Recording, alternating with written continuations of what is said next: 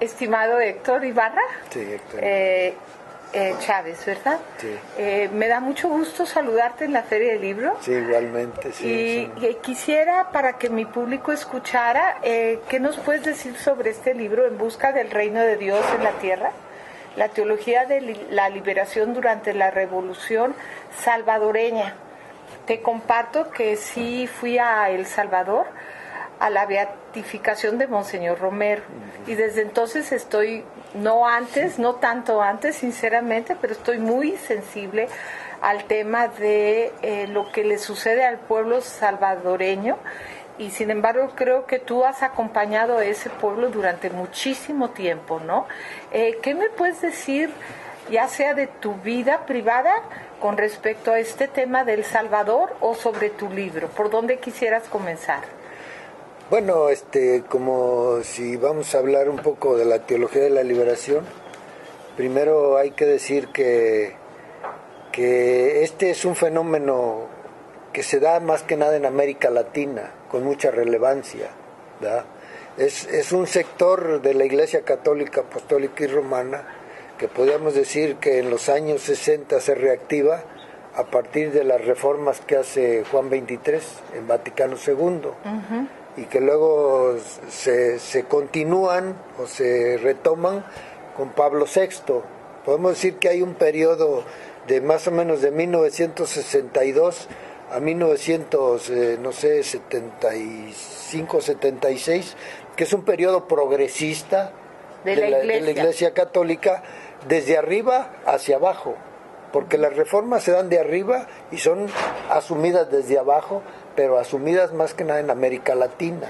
El gran reformador fue Juan XXIII. Sí, el primero que planteó las reformas fue Juan XXIII, y esas las retomó Pablo VI, ¿verdad? Ya cuando viene Juan Pablo II, pues viene un proceso de restauración de la Iglesia de Estado, ¿verdad? Del proyecto de la Iglesia anterior conservadora, ¿va? Ya con Juan Pablo II y con Ratzinger. Ahora parece que estamos entrando a una nueva faceta con Francisco. Con Francisco, ¿va? Ahora, yo en realidad mi integración al proceso revolucionario salvadoreño lo asumo en un inicio desde la perspectiva de la lucha por el socialismo, desde la perspectiva del marxismo, porque yo vengo de toda esa vertiente marxista que aquí en México nos formamos. Pero tú eres mexicano, sí, ¿verdad? Yo soy mexicano. Entonces nosotros fuimos a solidarizarnos, pero en el transcurso medio nos cristianizamos, no en el sentido de ser practicantes, sino en el sentido de reconocer, ¿verdad? No que sea yo un practicante, ¿verdad? Sino en el sentido de reconocer, ¿verdad?, que los cristianos han jugado un papel muy importante, que incluso se ha mimetizado, ¿verdad? Se ha como tratado de como echarle una cobija encima para que no se note, ¿sí? ¿Verdad? Y los cristianos en El Salvador fueron un factor determinante, no solo durante los 70, durante las luchas de las movilizaciones sociales, grandes movilizaciones sociales, sino durante la guerra, ¿verdad? Una buena parte, yo podría decir casi que el 90% de los combatientes y de los jefes militares y de todas las estructuras armadas de nuestros ejércitos venían de las comunidades eclesiales de base. Qué interesantísimo, tanto como el 90%. Sí, casi el 90%. No quiero decir que solo eran cristianos, ¿va? También, bueno, pero cuando dices cristianos, ¿te refieres a católicos? A católicos y también de algunas denominaciones religiosas evangélicas y protestantes, porque, por ejemplo, al proceso revolucionario, por ejemplo, entraron los bautistas, ¿va? Había un gran dirigente por ahí que se llama Augusto Coto, que murió en el 80, la avioneta en la que él viajaba, pues casualmente estalló y murió él y otro gran dirigente de esa organización de la Resistencia Nacional, y él era un pastor bautista y era un gran dirigente de masas, o sea, era un líder de masas. Igual hubo otras iglesias como los anglicanos que también jugaron un papel importante, digamos, como bases de apoyo a la guerrilla, los luteranos, ¿verdad?, que de alguna manera también estuvieron insertos en todo este proceso, tenían, digamos, como un acuerdo ecuménico, por ejemplo, en tiempos de Monseñor Romero, había varias iglesias agrupadas, aunque sí, en definitiva, el sector fundamental fue el católico, porque en Salvador en los años 70 el 90% de los creyentes eran católicos, y había otras iglesias, pero también las otras iglesias tuvieron una participación. Y en esta lucha, ¿qué papel, desde tu punto de vista, tuvo Monseñor Romero, ahora beatificado por Roma? Bueno, Monseñor Romero, hay un primer momento en su vida pastoral en que tiene una posición conservadora. Pero conservadora no quiere decir reaccionaria, simplemente conservadora, porque reaccionario es otra cosa. Reaccionario es aquel que actúa para hacer destruir, daño, para dañar. Monseñor Romero era un hombre conservador, pero era un hombre recto, o sea, llevaba una vida recta, en el sentido de que él veía la injusticia y no se quedaba con los brazos cruzados. Eso le ayudó a él a entender lo que estaba pasando en El Salvador, y eso le ayudó a él a tomar conciencia de la realidad que vivía el pueblo salvadoreño, y que al final él se compromete, asume una posición que incluso le costó la vida, porque fue prácticamente un mártir, que él sabía que lo iban a asesinar. Al momento que lo asesinaron, él sabía que lo iban a asesinar, porque ya estaban los asesinatos contra sacerdotes, ya estaban las masacres contra los cristianos, ¿verdad? Y él asumió su compromiso aún con declaraciones bastante duras contra el sistema y contra la oligarquía, y pues por eso fue por su fe en la justicia, fue que lo mataron, ¿verdad? La iglesia, creo, más conservadora ha dicho que Monseñor Romero fue un mártir de la fe, pero ¿tú le llamarías un mártir de qué? No, yo creo que es un mártir por la fe en la justicia. Fe no, en la justicia, sí, hay que añadir no por la fe en la creencia, porque la fe en la creencia es lo que se da en los primeros siglos de las comunidades cristianas, de los primeros siglos, cuando eran perseguidos, sí, cuando Roma los perseguía por su creencia, porque entonces Roma tenía otra religión, que era la pagana, que le llamaban, ¿verdad? Y los cristianos no asumían esa religión y los ejecutaban, los sacrificaban. Entonces sí es por la creencia, por fe en la creencia. Pero en el caso de Monseñor Romero, porque a Monseñor Romero lo matan incluso gente católica, los militares se decían católicos, no fue por su creencia que lo mataron, lo mataron por su posición ante las injusticias que se estaban dando. Por su compromiso, fuerte compromiso social. Lo que pasa es que el sector conservador, jerárquico de la Iglesia Católica, nos los quiere poner ahí como un santo, para que le pongamos velitas y lo adoremos, pero ¿No será para minimizar precisamente su mensaje? Así es, para minimizarlo y para que no asumamos el compromiso real de qué fue lo que hizo Monseñor Romero, porque decimos que fue por su creencia, pues oye, pues también los militares creían en Dios y incluso masacraban a la gente, ¿verdad? Entonces no fue por eso que mataron a Monseñor Romero, lo mataron por la posición que asumió ante la injusticia que se daba, ante las denuncias que hacía, ¿verdad? Porque sus homilías eran homilías casi mítines, eran agitativas, eran de denuncia, ¿verdad? Si él incluso hubo una ocasión que él hizo un llamado a los militares, ¿verdad?, para que dejaran de disparar contra el pueblo, que se rebelaran contra sus jefes. Entonces por eso fue que lo mataron. Y ahí fue la última gota que derramó ese vaso donde estaba el poder aliado de militares y oligarcas y gobierno en contra de Monseñor, y donde él llama a la insurrección en realidad, porque creo que no sé si te sepas sus palabras de memoria, pero algo así que les dice que es un pecado matar al pueblo, es un pecado, ¿no? No recuerdo exactamente la homilía, pero sí la tengo muy muy presente, pero sí es un llamado que le hace a los militares, que dice que matar es un pecado, ¿verdad?, que va en contra de la ley de Dios, y que deben de dejar de matar a su pueblo, porque están matando a su pueblo, a sus hermanos, ¿verdad? Y entonces pues está llamando prácticamente a rebelarse ante la jerarquía militar, y esa es la causa por lo que lo matan. ¿Y de dónde fue financiado toda esta persecución del pueblo salvadoreño? ¿Fue financiado únicamente con dinero del Salvador o venía de Estados Unidos? Bueno, inicialmente toda esta persecución y todas estas masacres, quien la estuvo financiando fue la oligarquía inicialmente, porque los escuadrones de la muerte, quien los constituye a través de recursos financieros es la oligarquía salvadoreña, que es una oligarquía retrógrada, ¿verdad? O sea, hacendaria, o sea, de una mentalidad de retrógrada ya de la colonia, ¿verdad? Y luego ya cuando se da la guerra propiamente dicha, pues ya la intervención de los Estados Unidos con los planes de contrainsurgencia. Hay un llamado incluso de Monseñor Romero cuando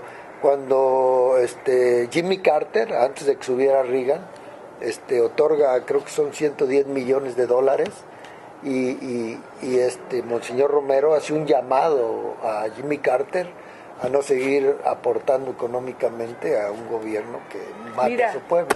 Yo creía que era el menos el presidente menos imperialista, Jimmy Carter. Estaba yo completamente equivocada hasta este momento por lo que me dices. Él financió con $110 millones.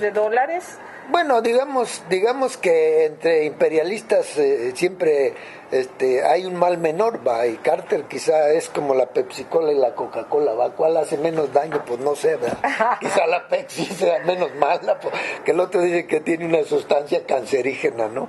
Pero Carter pues también es un gobernante que representa los intereses del poder económico norteamericano. Ya Reagan pues es la quinta esencia de la reacción, ¿verdad? De los grupos Santa Fe, que son los del Tea Party, ¿verdad? Que es el sector que representa, ¿cómo diré?, a la industria militar, lo más reaccionario, lo mismo que Bush, ¿verdad? O sea, sí hay diferencias, ¿no? O sea, no vamos a decir que uno es más bueno que el otro. Los dos son malos, pero digamos, sí, efectivamente, unos son más malos que otros. ¿Y qué más cuentas en este libro, En busca del reino de Dios en la tierra? ¿Qué más nos narras? Bueno, yo este libro como esto es todo un planteamiento histórico que analiza la teología de la liberación desde la perspectiva del cristianismo. Hay dos fundamentos que le dan pie a la teología de la liberación, que es la iglesia primitiva de Jesús y las comunidades cristianas de los primeros tiempos, que son las que son perseguidas, ¿verdad? Entonces, yo hago primero más o menos un estudio, me tuve que meter incluso a la parte teológica, que yo no sabía mucho de teología, ¿verdad? Ni creo que saber mucho. ¿Pero te pusiste a estudiar teología? Me puse a estudiar la Biblia, me puse a estudiar elementos de la teología para poder entender, ¿verdad?, todo este fenómeno de Jesús, ¿verdad? Porque después de 15 siglos o casi 20, todavía hay gente que sigue esa creencia. Pues sí, porque hay un momento, hay un proceso revolucionario dentro de la época de Jesús que la Iglesia Católica no asume, ¿verdad? Solo asume la parte institucional, la parte que desarrolla Pablo después, ¿va? Que Pablo, por ejemplo, en Romanos 13 dice, pues hay que respetar la ley, ¿va? Y hay que respetar a los gobernantes. Sí, o sea, pedir por ellos, creo. Él se convierte, digamos, prácticamente en un acólito del Estado. Es después digamos, de los evangelistas, pues es el que empieza realmente a institucionalizar al cristianismo. Prácticamente abandona todas las tesis revolucionarias del personaje que es Jesús. Sí, porque Jesús no predicaba entre los ricos, Jesús predicaba entre los pobres, entre los pescadores, entre las prostitutas, entre los pordioseros, entre los campesinos pobres, sí. Y lo que dice la teología es que ellos son sus preferidos. Y no predicaba en los grandes edificios lujosos, ¿verdad? Con tanto santo adornado y muchas veces hechos de plata, de oro, ¿no? Él predicaba en el monte, en las cañadas, en los cerros, en las catacumbas cuando los perseguían también, pues.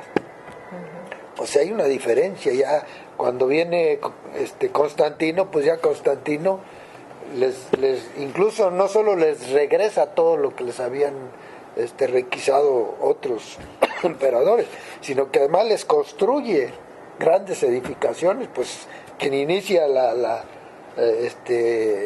construcción de San Pedro del Vaticano ahí en Roma, pues es Constantino. Él fue el que inició la construcción de esa gran basílica, ¿va?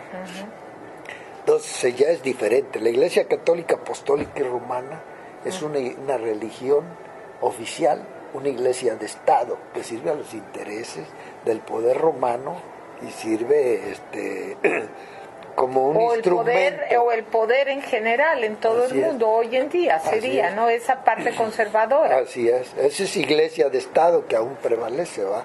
Ajá. Y hay otro sector que históricamente, pues sí, ha querido retomar todo ese referente que dejó la iglesia primitiva de Jesús, ¿va? Bueno, desde Fray Bartolomé de las Casas, Antonio de Montesinos, en época de la conquista, que son gente más o menos con una mentalidad humanista, que están viendo cómo se está sacrificando a los pueblos originarios, y luego lo vemos en la independencia también, aquí en México Miguel Hidalgo, Morelos, Mariano Matamoros, y lo vemos en todos los países de América Latina. Pues, si vamos a Centroamérica, ahí está José Matías Delgado, que también era un fraile, un sacerdote, pues un clérigo.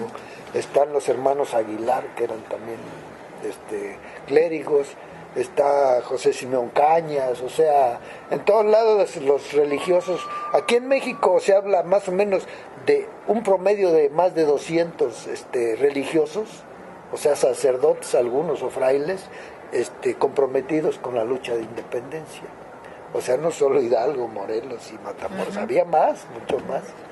¿Y qué opinas hoy trayéndonos esta historia del Salvador a México?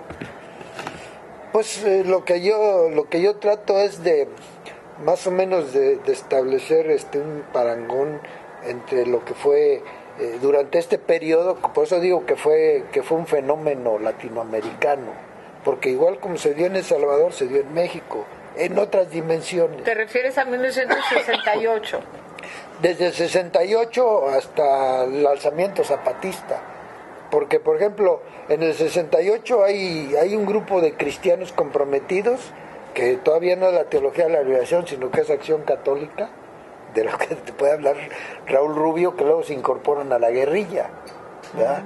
Aquí en Monterrey surgió un grupo de gente, incluso el Tecnológico de Monterrey y de otras universidades, que venían de la vertiente cristiana, que eran de Acción Católica, que habían sido formados por jesuitas. Por ejemplo, Javier de Obeso y otros sacerdotes progresistas, que no era todavía la teología de la liberación, que los ayudan en su formación, y muchos de ellos se incorporan luego a la guerrilla, ¿verdad? Y luego, si lo ves también con Sergio Méndez Arceo allá en Cuernavaca, en Morelos, va, en todo el estado de Morelos, pues él crea muchas comunidades eclesiales de base que no son precisamente que se incorporan a la guerrilla, pero andan en las tomas de tierra de colonos, en andan las defensas en las luchas campesinos, andan en las huelgas obreras, sobre todo en la industria automotriz que se desarrolló en esa época, en los 70 en Morelos, en Cuernavaca y en Cibac. Todo eso es trabajo de Sergio Méndez Arceo. El Ejército Zapatista de Liberación Nacional, su base, su composición social fundamental de indígenas, vienen de las comunidades eclesiales de base que creó Samuel Ruiz. No lo dicen mucho, pero eso es cierto, y hay estudios que comprueban que casi toda la militancia del EZLN viene de las comunidades eclesiales de base. Y luego pues hubo esta reacción de la iglesia donde prácticamente excomulga o hace a un lado a todos aquellos que se consideraban de la teología de la liberación, porque pues precisamente no es la línea de la religión poder, religión Estado, ¿verdad? Así es. Sin embargo ahora tu lectura a lo mejor es similar a la mía, que Francisco está diciendo, vámonos por el mensaje de Jesús, más que por el dogma, vámonos por estar ahí con los excluidos, los condenados, inclusive por cuestiones que para la Iglesia de Estado han sido escandalosas, ¿no? Los gays, los divorciados vueltos a casar, etcétera. ¿Y cuál es tu visión de lo que creo que El Salvador, por lo que he escuchado, puedo estar muy equivocada, bueno, aunque estuve ahí, me reportan y también he leído reportes que ahorita es un país con un nivel de violencia extraordinario y supuestamente está un gobierno de izquierda en el poder. ¿Cuál es tu lectura de lo que le está pasando a ese país después de haber derramado tantísima sangre? Bueno, mi lectura es que el periodo de la guerra cubrió una fase del proceso del Salvador, ¿va? Porque estamos hablando de una guerra que viene de todo ese contexto de la Guerra Fría, que es un contexto mundial y muy particularmente también de Latinoamérica, ¿verdad? Y que es un fenómeno que viene de un tipo de lucha político-social, ¿verdad? Pero después de los 90, después de los acuerdos de paz, ¿verdad? Viene otro fenómeno, ¿verdad? Que justamente se inicia en los 80, pero adquiere fuerza en los 90, que es el problema del narcotráfico, ¿verdad? Y el narcotráfico tiene que ver con todo este problema de la violencia en América Latina. ¿Por qué? Porque quienes crean las redes del narcotráfico son los Estados Unidos. O sea, ¿dónde se crearon las primeras redes de distribución? De distribución y de producción? Fueron los Estados Unidos. Porque, de distribución sí, pero yo no sabía que de producción. Claro que sí, porque cuando viene la guerra de Nicaragua, ¿verdad?, que el Congreso de los Estados Unidos, ¿cómo le diré?, detuvo los apoyos económicos para mantener la guerra en Nicaragua, ¿verdad?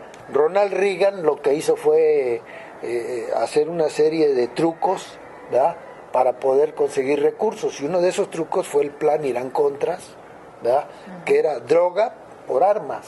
O sea, nosotros vendemos droga. A ver, Estados Unidos, Ronald Reagan, a través de la CIA, y del Pentágono, consigue droga del cartel de Medellín y del cartel de Cali, Escobar Gavidia y los hermanos estos Rodríguez Orihuela. Y la importa. Esa estructura, se crea una red, y en México es el cartel de Guadalajara, que lo dirige Miguel Ángel Félix Gallardo, de Don Neto y Caro Quintero, ¿verdad?, que es el cartel de Guadalajara, donde hay toda una red que viene desde Colombia, donde se produce, donde están los laboratorios que tiene el cartel de Cali y el cartel de Medellín, y de ahí pasa por Panamá, o pasa por Honduras, o pasa por las pistas de aterrizaje de El Salvador, y pasa por México, ¿verdad?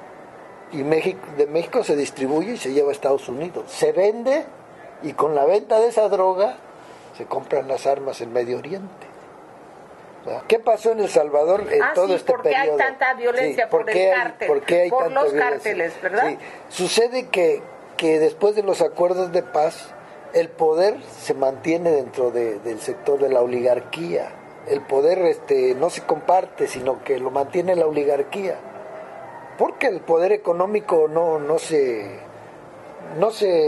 cambió, pues. El poder económico siguió siendo el poder económico.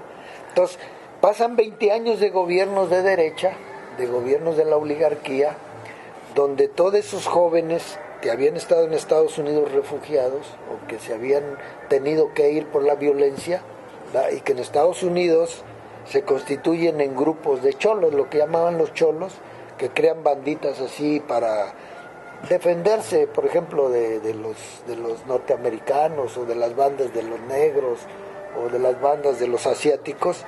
Se crean lo que llaman la Mara Salvatrucha y el Barrio 18. y se crean en Estados Unidos, en California. Entonces, Reagan viene cuando viene ya los acuerdos de paz, cuando ya El Salvador ha estado más o menos en una situación más pacífica, y los deporta. Entonces todas esas bandas las trasladan a El Salvador, pero en 20 años toda esa juventud no fue atendida. No tuvieron acceso a la educación, no tenían beneficios en salud, no tenían acceso al trabajo. Fue una masa creciente porque estuvieron sacando y los sacaban de la prisión para echarlos a Centroamérica. Entonces toda la delincuencia que se creó aquí la echaron a Centroamérica, y gente que no se le dio ninguna atención de ningún tipo durante 20 años, pues eso fue acumulativo. Entonces El Salvador creció enormemente, y no solo en El Salvador, creció en todos lados. Si Honduras hoy es el país de mayor nivel de violencia, más o menos se va dando ahora con El Salvador, pero se supone que Honduras es el país más violento del mundo, y después en segundo lugar está El Salvador, o por ahí andan más o menos los dos. Y la razón es esta exportación de esta juventud que no fue atendida en los Estados Unidos, pero que fue deportada, buscó refugio en la guerra, sí, en la guerra. Y los recibieron como refugiados, pero los abandonaron. Lo que pasa es que no era gente adulta, cuando llegan a Estados Unidos ellos son niños. Sí, estamos hablando de muchachos, incluso algunos que son hijos de salvadoreños ya mayores, que llegan a Estados Unidos, y ahí tienen a sus hijos, pero ahí sus hijos se crean bandas, viven en las colonias marginales de Estados Unidos, se crean bandas. Entonces Reagan, hay un momento en que los deporta, dice, bueno, se acabó la guerra, entonces váyanse para su país, y los expulsa. El Salvador en ese momento vivía en una situación como digamos, precaria, porque la situación económica después de la guerra, Estados Unidos aportó mucho dinero para la guerra, pero no aportó para la reconstrucción. Para la reconstrucción. Así es. Y la oligarquía es corrupta, históricamente ha sido corrupta, y la oligarquía nunca ha sido, ¿cómo diré?, benevolente para preocuparse por los problemas sociales. Toda esa juventud que ya traía problemas de Estados Unidos, que ya traía problemas de descomposición, muchos ya habían estado presos, muchos ya vendían droga, muchos ya habían cometido homicidios. Son bandas que se vienen acá y se reproducen.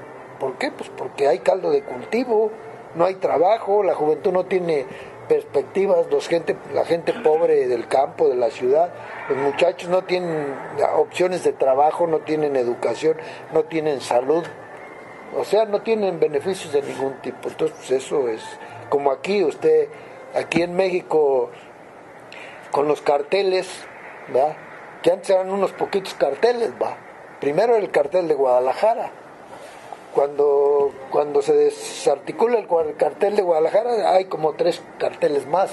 Está el de Juárez, está el del Golfo, está el de Sinaloa, y ahora son cientos de carteles, porque hoy lo que se ha hecho es atomizarse los carteles, ¿verdad? ¿Y qué pasa? Bueno, pues todos esos jóvenes que no tienen alternativas, que no tienen trabajo, que buscan, muchos estudiantes incluso terminan sus carreras, no tienen opciones de trabajo. Entonces llega cualquier maleante y les dice, mira, ahí te van unos $1,000, mira, voy a llevarme este cargamento para allá de aquí, no sé, a Matamoros, ¿verdad? O ahí te van tanto, ve y métele un cuetazo a ese, o sea, nos estorba, ¿eh? Pues sí, o sea, sin opciones. ¿verdad? ¿Y qué pasó con el gobierno supuestamente de izquierda en El Salvador? Me decían que también es corrupto. ¿Cuál es tu lectura? ¿Me informaron mal? No, hay un fenómeno, pero no es solo el gobierno de El Salvador, hay un fenómeno en América Latina que ahorita lo estamos viendo. O sea, yo no es que no crea que hay una guerra sucia a Estados Unidos, yo sí creo que hay una guerra sucia a Estados Unidos, y una guerra mediática de Estados Unidos. Para señalizar a aquellos gobernantes de izquierda y desprestigiarlos, como es el caso de Lula, de Silva, ahora. Pero también de que ha habido problemas de corrupción en estos gobiernos, sí los ha habido. Y yo también creo que sí los ha habido. Y yo creo que en El Salvador no escapa de este fenómeno, porque eso yo lo he visto, o sea, por ejemplo, el proyecto de Albapetróleos, que con Chávez era un proyecto interesante porque había que ayudar a través de las municipalidades, de las alcaldías, para generar proyectos sociales de beneficio a las comunidades. Pues no, eso se ha convertido en un negocio privado. Y hay una bola de bandoleros ahí que todo ese beneficio que se había creado inicialmente por Chávez, se han apropiado de eso. Estamos creando una nueva oligarquía. Yo no estoy de acuerdo en eso. O sea, yo creo que ahí Maduro debe haber corregido eso, y no lo corrigió. Al contrario, ha seguido enviando y enviando y enviando petróleo para una camarilla de ladrones. Yo no estoy de acuerdo en eso, ¿verdad? Y si es cierto, o sea, se han generado situaciones de corrupción dentro de estos gobiernos. No es que yo no diga que los Estados Unidos no tienen planos encubiertos, o que no funciona el golpe de Estado suave, que le llaman. Sí, sí funciona, porque contra Chávez hubo un golpe de Estado, ¿verdad? Hubo un intento de golpe de Estado, de derrocamiento, que fue concreto. Ahí estaba ese Carmona, que era el que subió de presidente, le dieron un golpe de Estado para subir a un cabrón títere de la oligarquía, pero se revirtió, fue un golpe de Estado, ¿verdad? Pues sí, pero alrededor de estos gobiernos se han creado como cortesanías, ¿verdad? Donde hay una bola de bandoleros que, pues, no sé, no los han sabido controlar, pues, ¿verdad? Tal vez en unos países se ha dado más que en otros, ¿verdad? Pero sí ha habido esos problemas de corrupción, porque a ver, con Dilma Rousseff ahí ha habido escándalos de corrupción, pues es que sí existe corrupción, pues. Pero creo que sus niveles de corrupción en cuanto a porcentaje, aunque sean muy grandes las cifras, están hablando del punto, no sé si leído 3 o algo así.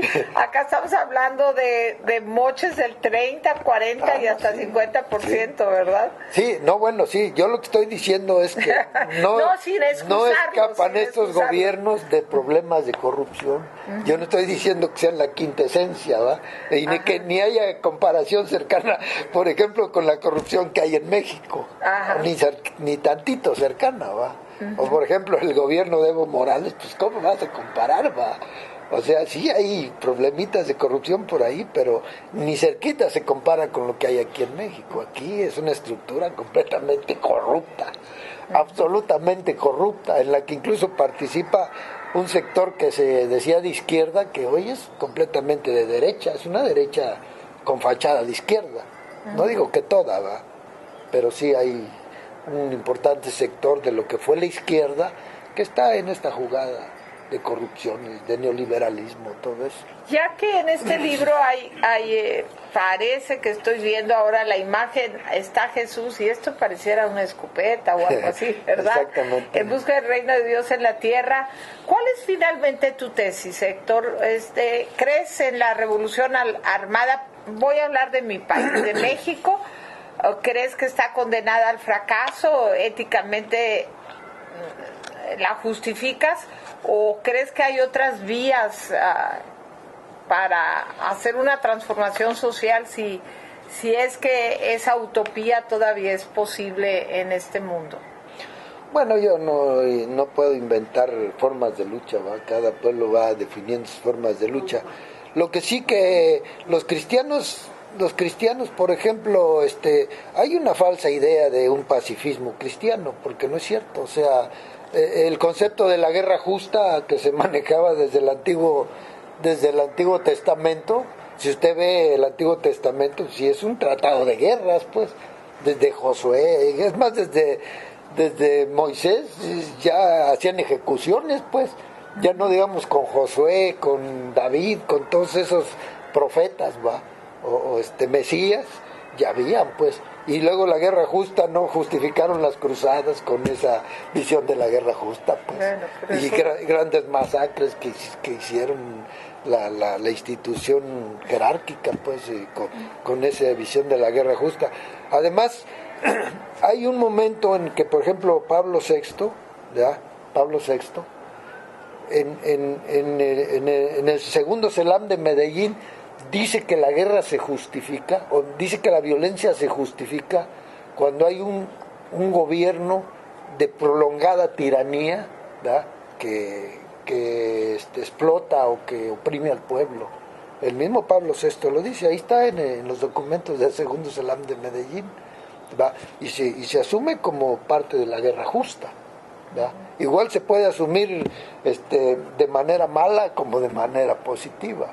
Y yo creo que algunos cristianos en su derecho a la sobrevivencia, porque los estaban matando, los estaban masacrando, su derecho a existir, estaban en su justo derecho de responder a la autodefensa por vía de la violencia. O sea, yo no puedo decir si sea válido o no sea válido. Yo decir ahorita la guerrilla, pues no, es otro fenómeno. Nosotros en los 70, después del 68, vimos que se cerraron todos los espacios y muchos dijimos, no, pues aquí no hay otra opción más que la lucha armada. Algunos se fueron a la guerrilla, ¿va?